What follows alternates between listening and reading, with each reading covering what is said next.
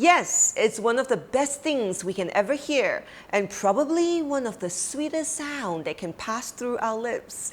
Yes, yes, yes, yes. The problem is that yes can make no look really bad, so much so that we feel bad for saying no to people. But do you know what's worse than feeling bad for saying no? Is saying yes out of obligation. Don't feel obliged into something and then do it with dread or a heavy heart, or worse, quiet complaints and silent resentment. It's not healthy for neither of you.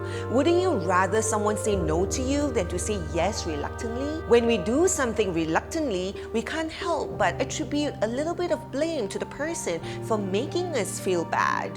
But they didn't make us feel anything if we chose to say yes. Saying no doesn't mean we're not a true friend or that we don't care.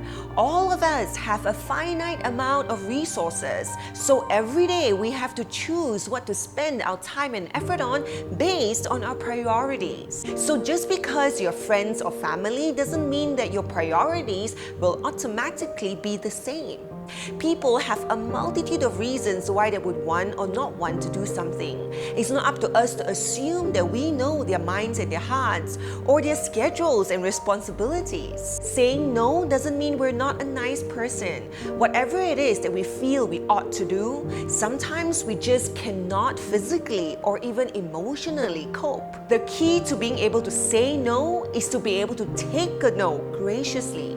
We can feel disappointed, but not sad or frustrated or rejected or unsupported when someone says no to us. If we take offense or judge people or feel sensitive when we get a no, then of course on the reverse, we would have a hard time saying no to people. We either do something or don't do it.